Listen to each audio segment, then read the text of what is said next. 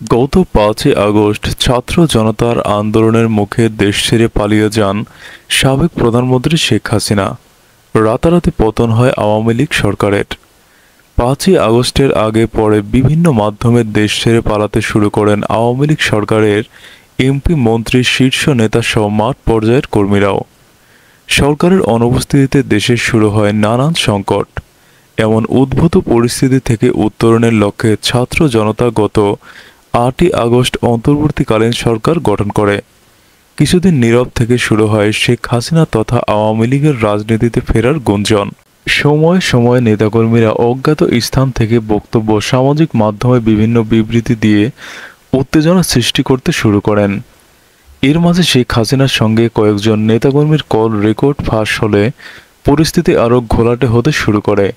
যদিও এসব call record আদৌ সত্য কিনা এআই জেনারেটেড তা নিশ্চিত হওয়া যায়নি।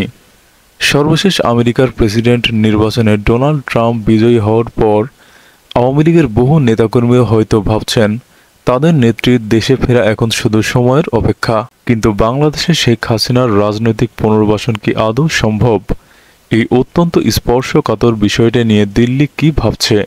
শেখ হাসিনার দেশে ফেরার ব্যাপারে এখনই অতটা আগ বাড়িয়ে ভাবতে রাজি নয় ভারত। দেশটি এ নিয়ে আনুষ্ঠানিকভাবে একটি কথাও বলছেন না সঙ্গত কারণেই। তবে ঢাকায় ভারতের সাবেক হাই কমিশনার পিনাক রঞ্জন চক্রবর্তী বলেন, এই কাজটা শুধু কঠিন নয়, খুবই কঠিন। তিনি বলেন, এখনও আওয়ামী লীগের বিরুদ্ধে যে দেশে ক্ষোভ বিক্ষোভ চলছে তাদের দলীয় সংগঠনও ছত্রভঙ্গ। শেখ হাসিনার বয়স আজকের চেয়ে 10টা বছর কম হলে তবু হয়তো মনে করা যেত তিনি দেশে ফিরে দলের হাল ধরবেন, কিন্তু এই মুহূর্তে সেটা প্রায় অসম্ভব বলেই মনে হচ্ছে। সাউথ ব্লকের একজন শীর্ষ স্থানীয় কর্মকর্তা বলেন, পিচ এখনও প্রতিকূল, বল উল্টোপাল্টো লাফাচ্ছে।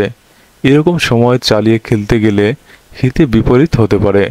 ক্রিকেটের উপমা দিয়ে হাসতে হাসতে তিনি বলেন, এখন বরং ধৈর্য দেখানোর সময়। ফলে প্রতিপক্ষের লুজ বলের জন্য অপেক্ষা করাটাই শ্রেয়।